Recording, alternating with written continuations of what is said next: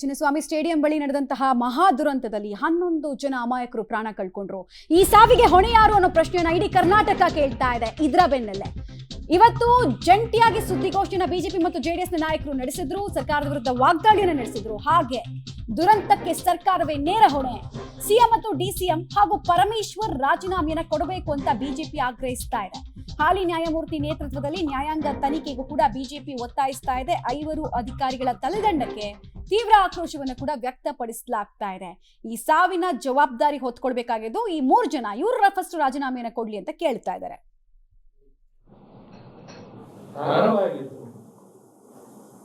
ಮುಖ್ಯಮಂತ್ರಿಗಳ ಜೊತೆಯಲ್ಲಿ 24 ಗಂಟೆ ಸೆಕ್ಯೂರಿಟಿ ಪೊಲೀಸ್ ಗನ್ಮ್ಯಾನ್ಗಳು ಇರ್ತಾರೆ, ಅದು ಬೇರೆ. ಅದು ಜೊತೆಗೊಬ್ಬರು 24 ಗಂಟೆ ಇರ್ತಾರೆ. ನೀವೆಲ್ಲ ನೋಡಿರ್ತೀವಿ, ಗೋವಿಂದ ಗೋವಿಂದ ಅಂತ ಹೇಳಿ ಒಬ್ಬರು ದಿನ ಗೋವಿಂದ ಭಜನೆ ಮಾಡ್ಕೊಂಡು ಬರುತ್ತೆ. ಅವ್ರ ಕೆಲಸ ಏನು ಅನ್ನೋದು ಗೊತ್ತಿದೆ. ಪೊಲೀಸ್ ಕಮಿಷನರಿಗೆ ಆ ವ್ಯಕ್ತಿ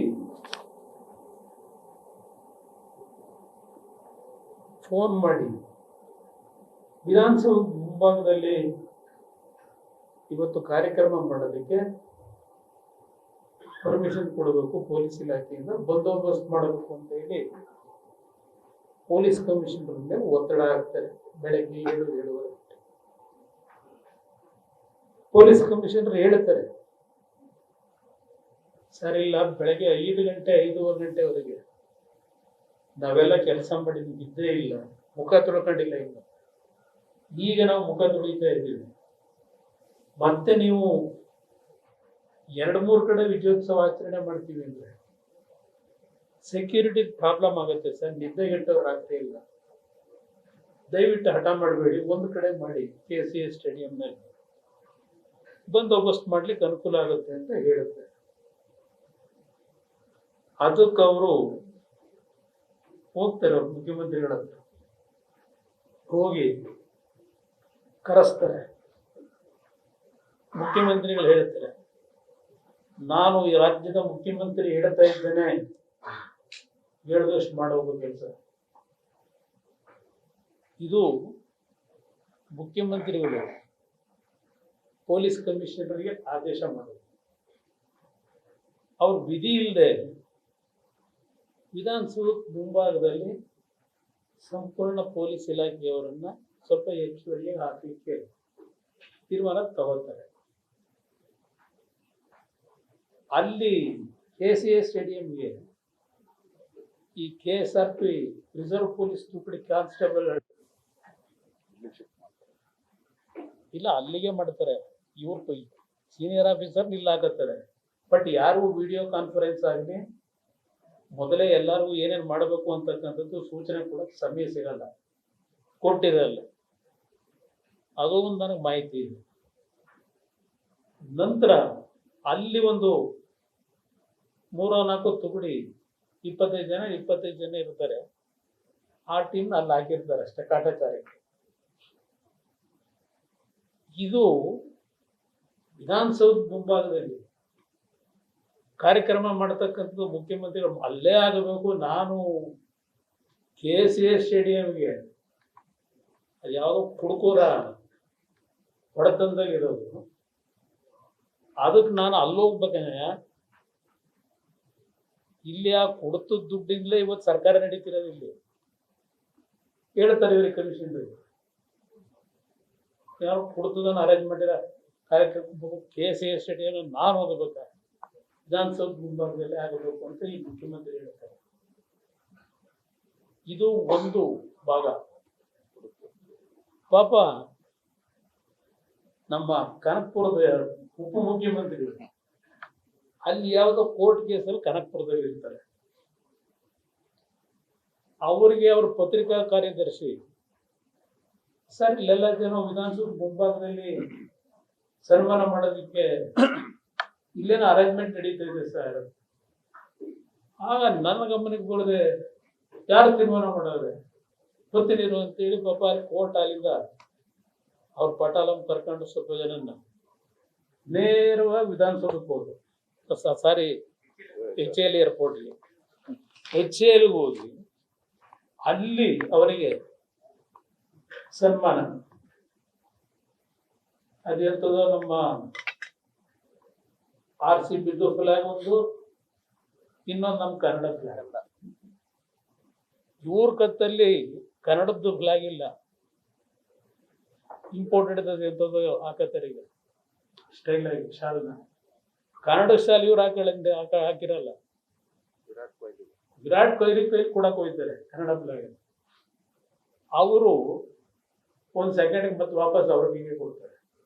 ಇವೆಲ್ಲ ತೋರಿಸಿದಿರೋದು ಅಲ್ಲಿ ಅವ್ರು ಶೋ ಮಾಡ್ಕೊಂಡು, ನಾನು ಬ್ರ್ಯಾಂಡ್ ಬೆಂಗಳೂರು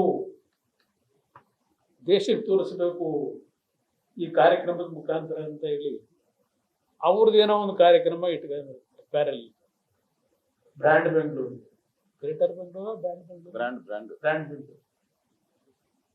ಸರಿ, ಅದು ಮುಗಿಸ್ಕೊಂಡು ಕಾರಲ್ಲಿ ಇವರೇ RCB ಫ್ಲಾಗ್ ಇಟ್ಕೊಂಡು ಏನ್ ಇವರೇ ಗೆಲ್ಲಿಸ್ಕೊಂಡ್ ಬಂದಿದ್ದೀನಿ ಮ್ಯಾಚ್ನ ಅಂತ ಅನ್ನಂಗೆ ಮುಂದಗಡೆ ಪೈಲಟ್ ಮಾಡ್ತಾರೆ ಇಲ್ಲಿ ನಮ್ಮ ತಾಜ್ ಹೋಟ್ಲರಿಗೆ. ಅಲ್ಲಿ ಬಿಟ್ಬಿಟ್ಟು ಹೋಗೋದೊಂದು ಭಾಗ. ಆಮೇಲೆ 11:30 12 ಗಂಟೆಗೆ ನಮ್ಮ ಹೋಮ್ ಮಿನಿಸ್ಟ್ರಿಗೆ, ಅವರಿನ್ನೂ ಬಹುಶಃ ಮಲಗಿರ್ತಾರೆ, ಫೋನ್ ಮಾಡಿದ್ದಾರೆ. ಏನ್ ಡಾಕ್ಟ್ರೆ ಇದು, ಯಾರು ಇವೆಲ್ಲ ಅರೇಂಜ್ಮೆಂಟ್ ಮಾಡಿದವರು, ವಿಧಾನಸೌಧ ಮುಂಭಾಗದಲ್ಲಿ ಮಾಡಕ್ಕೆ ಯಾರು ಹೇಳಿದವರು ಡಾಕ್ಟ್ರೆ ಅಂತೇಳಿ ನಮ್ಮ ಹೋಮ್ ಮಿನಿಸ್ಟ್ರಿ ಫೋನ್ನಲ್ಲಿ ಪ್ರಶ್ನೆ ಮಾಡಿದ್ದಾರೆ. ಇದು ಎಲ್ಲ ಇವರ ಪರ್ಸನಲ್ ಪ್ರತಿಷ್ಠೆಗೆ ಯಾವ್ಯಾವ ತರ ನಡ್ಕೊಂಡು ಅನ್ನೋದು ನಿಮ್ ಮುಂದೆ ಹೇಳ್ತಾ ಇದ್ದೀನಿ. ಇಲ್ಲಿ ನಾವು ರಾಜಕೀಯ ಮಾಡ್ತಾ ಇಲ್ಲ, ರಾಜಕೀಯ ಮಾಡಕ್ ಬೇರೆ ಟೈಮ್ ಇದೆ.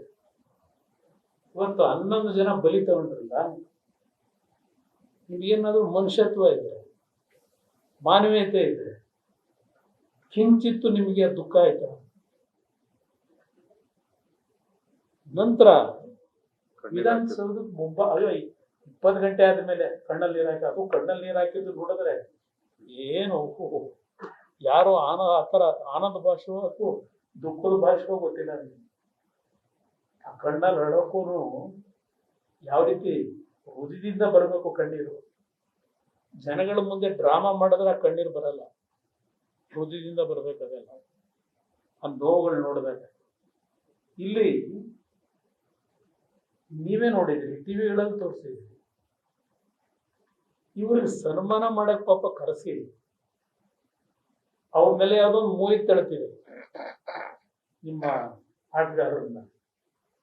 ಆ ನಿಮ್ ವಿಡಿಯೋದಲ್ಲಿ ನೋಡಿದ್ರೆ ಮಂತ್ರಿಗಳು, ಶಾಸಕರು, ಆ ಮಂತ್ರಿ ಕುಟುಂಬದ ಮಕ್ಕಳು ಏನ್ ಕೂಲಿಂಗ್ ಗ್ಲಾಸ್, ಏನು ಕಲರ್ಫುಲ್ ಕೂಲಿಂಗ್ ಗ್ಲಾಸು ಹಾಕೊಂಡು ಅವರು ಫೋಟೋ ತೆಗೆಸ್ಕೊಳ್ಳೋಕೆ ಕಾಂಪಿಟೇಷನ್ ವಿಧಾನಸೌಧ ಮುಂಭಾಗದಲ್ಲಿ ಹೋಗಿ ಆ ಸನ್ಮಾನ ಮಾಡ್ತೀವಿ ಅಂತೇಳಿ ಪಾಪ ಕರೆಸ್ಕೊಂಡ್ರಲ್ಲ ಆ ಮುಖ್ಯಮಂತ್ರಿಗಳು. ನಮ್ಮ ವಿಜಯ ಹೇಳಿದ್ರಲ್ಲ, ಇವರೇ ಒಂದು ಟ್ವೀಟ್ ಮಾಡಿ ಸರ್ಕಾರದಿಂದ ನಾವು ದೊಡ್ಡ ಮಟ್ಟದ ಸನ್ಮಾನ ಮಾಡ್ತಾ ಇದ್ವಿ, ಅಭಿಮಾನಿಗಳು ದೊಡ್ಡ ಸಂಖ್ಯೆಯಲ್ಲಿ ಸೇರಬೇಕು ಅಂತ ಹೇಳಿ ಇವರೇ ಟ್ವೀಟ್ ಮಾಡಿ ಜನಗಳಿಗೆ ಆಹ್ವಾನ ಕೊಟ್ಟು ಜನಗಳಿಗೆ ಪ್ರಾಣ ತೆಗೆದು ಲಾಠಿಚಾರ್ಜ್ ಮಾಡ್ಸಕ್ಕೆ ಕರೆಸಿದ್ ನೀವು ಇವ್ರನ್ನ, ಜನಗಳಿಗೆ, ಅಭಿಮಾನಿಗಳಿಗೆ. ವಿಧಾನಸೌಧದಲ್ಲಿ ಸನ್ಮಾನ ಅವ್ರಿಗೆ ಇಟ್ಕೊಂಡು ನೀವು ವೇದಿಕೆ ಮೇಲೆ ಅವ್ರನ್ನ ಕೂರಿಸಿ ಹೋಗಿ ಸನ್ಮಾನ ಹೆಂಗ್ ಮಾಡಿದ್ರು? ಅಲ್ಲಿ ಶಾಲು ಇಲ್ಲ, ನಮ್ಮ ಮೈಸೂರು ಪೇಟು ಇಲ್ಲ, ಪಾಪ ಅವ್ರನ್ನೆಲ್ಲ ಕೂರಿಸ್ಕೊಂಡವ್ರೆ. ಆಗ ಅಲ್ಲಿ ಯಾರೋ ಒಂದು ಶಾಲಾದ್ರೂ ತರಿಸ್ಬಾರ್ದ ಅಂತೇಳಿ ಆಗ ಪರದಾಡೋದು. ಎಂತ ಶಾಲೆ ಓದಿಸಿದ್ರು? ನಮ್ಮ ಮದುವೆ ಮನೇಲಿ ಹಾಕತ್ತೀವಲ್ಲ ನಾವು ರೇಷ್ಮೆದ ಕಾಟನ್ ಹಾಕ್ತೀವಿ, ಎಲ್ಲ ತಂದು ಬಿಟ್ಟಿವಿ, ಅದು ಹಾಕೋದು. ಆಮೇಲೆ ಅದೆಂತದ್ದು 50 ರೂಪಾಯಿನೋ ಇವನು ಆಗ ಸಡನ್ ಆಗಿ ಇವರು ಪಾಪ ನಮ್ಮ ಒಲಿಂಪಿಕ್ ಗೇಮ್ನ ಚೇರ್ಮನ್ ಅಧ್ಯಕ್ಷರು, ನಾನು ಏಲಕ್ಕಿಯಾರ ಹೇಳಿದ್ದು ಏಲಕ್ಕಿಯಾರ ತರಲಿಲ್ವ ಅಂತ ಅವ್ರಂತಾರಲ್ಲಿ. ಹಂಗಾರು ಇಲ್ಲ ಗಂಧಾರ ತಂದಿದ್ದೀವಿ ಅಂತ. ಇದು ಅಲ್ಲಿ ನಡೆದಿರೋ ಘಟನೆ ನಿಮ್ ಮುಂದೆ ಹೇಳ್ತೀನಿ. ಹಿಂಗೆ ನಡ್ಕೊಂಡ್ರು ಪಾಪ ಅವ್ರಿಗೆ ಯಾವ ರೀತಿ ಸನ್ಮಾನ ಹೋಗಿ ಅವಮಾನ ಸನ್ಮಾನ ಮಾಡೋದು, ಹೋಗಿ ಅವಮಾನ ಆಗೋದು. ಆಮೇಲೆ ನಾನು ನೋಡ್ತಾ ಇದ್ದೆ ಒಬ್ಬ ಶಾಸಕರನ್ನ ಇವರೇ ಕತ್ತು ಕೈ ಹಾಕಿ ನಡುತ್ತಾರೆ. ಆ ಟಿವಿಲಿ ನೋಡಿದೆ, ವಿಧಾನಸೌಧ ಮುಂಭಾಗದಲ್ಲೇ ಕತ್ತು ಕೈಯಾಗಿ ಎಳಿತಾರ ಆ ಕಡೆ. ಇದೇ ನಮ್ಮ ಡೆಪ್ಟಿ CM. ಅಂದ್ರೆ ಇವರೇ ರಕ್ಷಣಾ ಇಲಾಖೆ ಕೆಲಸ ಮಾಡಕ್ ನಿಂತ್ಬಿಟ್ರಲ್ಲಿ. ವೇದಿಕೆಯ ಮೇಲೆ ಎಲ್ಲ ಇವ್ರ ನೆಂಟರಿಸ್ರು ಸೇರ್ಕೊಂಡು ಮಧ್ಯಾಹ್ನ 3:10 ಮೊದಲನೇ ಸ್ಟ್ಯಾಂಪೆಡ್ನಲ್ಲಿ ಒಬ್ಬ ವ್ಯಕ್ತಿ ಮರಣ ಹೊಂದಿದ ವಿಷಯ ಬರುತ್ತೆ. ಇಲ್ಲಿಗೆ ಬಂದರೂ ಸಹ ಅವರಿಗೆ ಆ ಕಾರ್ಯಕ್ರಮ ಮುಂದೂಡಬೇಕು ಅಂತಕ್ಕಂಥ ಪರಿಜ್ಞಾನ ಬರಲ್ಲ. ಸರ್ಕಾರಕ್ಕೆ ಆಗಲೇ ಗೊತ್ತಾಗಿದೆ. 3:10 ಸ್ಟ್ಯಾಂಪೆಡ್ನಲ್ಲಿ ಒಬ್ಬ ತಿರ್ಕೊಂಡು ಹೋಗಿದ್ದಾರೆ. ಇದು ನಡೆದ ಘಟನೆ. ಇವ್ರು 6 ಗಂಟೆವರೆಗೆ ಕಾರ್ಯಕ್ರಮ ಮಾಡ್ಕೊಂಡ್ರಲ್ಲ ಪಾಪ. ಅಲ್ಲಿ ಬೇರೆ ಹೋಗಿ ಸ್ಟೇಡಿಯಂನಲ್ಲಿ ಮುತ್ತಿಕ್ತಾ ಇದ್ದಾರಲ್ಲ, ನೀವೇ ತೋರಿಸಿದಿರಿ ಟಿವಿಗಳು ಯಾವ ಥರ ನಡ್ಕೊಂಡ್ರು. ಅಲ್ಲಿ ಸಾವು ನೋವಿನಲ್ಲಿ ಒದ್ದಾಡ್ತಾ ಇದ್ದಾರೆ ಜನ. ಇವರು ಅಲ್ಲೂ ಹೋಗ್ಬಿಟ್ಟು ಸ್ಟೇಡಿಯಂನಲ್ಲಿ ಮುತ್ತಿಕೊಂಡು ಕೂತಿದ್ದಾರೆ. ಈ ಸರ್ಕಾರ 2 ಕಡೆ ಕಾರ್ಯಕ್ರಮ ಯಾವ ಆಧಾರದ ಮೇಲೆ ನೀವು ಮಾಡಿದ್ರಿ? ಇಲ್ಲಿ 2 ಕಡೆ ಅರ್ಜಿ ಹಾಕೊಂಡ್ರೆ ಒಂದು ಇವರೇ ಆರ್ಗನೈಸರ್ಸ್, DNA ಅದ್ಯಾವುದೋ ನಿಮ್ಮ ಇವೆಂಟ್ ಮ್ಯಾನೇಜ್ಮೆಂಟ್ನವರು.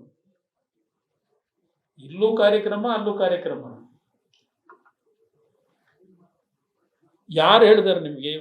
ಅಷ್ಟು ಅಧಿಕಾರಿಗಳು ನಿಮಗೆ ಅಷ್ಟು ಸಲಹೆ ಕೊಟ್ರು ನೀವು ಈ ಚೆಲ್ಲಾಟ ಆಡಿದ್ರಲ್ಲ, ಅದು ಹೋಗಲಿ. ಕೆಲವು ಮಾಧ್ಯಮ ಸ್ನೇಹಿತರಿಗೂ ಗೊತ್ತಿರಬಹುದು, ನಮ್ಮ CM ಅವರು ಇಷ್ಟೆಲ್ಲ ಸಾವು ನೋವಾಗಿ 30-40 ಜನ ಆಸ್ಪತ್ರೆಗೆ ಅಡ್ಮಿಟ್ ಆಗವ್ರೆ.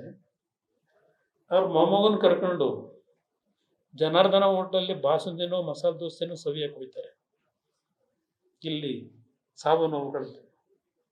ಇದು ಈ ಮುಖ್ಯಮಂತ್ರಿಯ ಏನೋ ಸತ್ಯಮೇವ ಜಯತೆ, ಸತ್ಯಮೇವ ಜಯತೆ. ಸತ್ಯವನ್ನಲ್ಲದೆ ಇನ್ನೇನು ನುಡಿಯೋದೇ ಇಲ್ಲ ಇವರು. ಏನಾದರೂ ಮಾನ ಮರ್ಯಾದೆ ಇದ್ದರೆ ಇವತ್ತು ಆ ಕುಟುಂಬಗಳ ಪರಿಸ್ಥಿತಿಗಳು ಒಂದೊಂದು ರೋದನ ನಿಮ್ಮ ವರ್ಚಸ್ಸಿಗೆ, ನಿಮ್ಮ ತೀಟೆ ತೀರಿಸ್ಕೊಳ್ಳಿಕ್ಕೆ ಅವತ್ತಿನ ದಿನದ ದಾರುಣ ಪರಿಸ್ಥಿತಿಗೆ ಕಾರಣಕರ್ತರಿದ್ದೀವಿ. ಈ ಅಧಿಕಾರಿಗಳನ್ನ ಈಗ ಸಸ್ಪೆಂಡ್ ಯಾಕೆ ಮಾಡ್ತೀರಿ? ಅಂದರೆ ಇದರಲ್ಲಿ ನನ್ನದು ಅಭಿಪ್ರಾಯ, ಕೋರ್ಟಲ್ಲಿ ಕೇಸ್ ಇದೆಯಲ್ಲ 10ನೇ ತಾರೀಕು ಬರೆ ಎಳಿತಾರೆ. ಅದಕ್ಕಿಂತ ಮುಂಚೆ ನಾವೇನೋ ಮಾಡಿದ್ದೀವಿ ಅಂತ ತೋರಿಸ್ಬೇಕು ಅಂತ ಹೇಳಿ ಅಶೋಕಣ್ಣ ಹೇಳಿದ್ರಲ್ಲ, ಇಲ್ಲಿ ಇವರ ಕಂಪ್ಲೇಂಟಲ್ಲಿ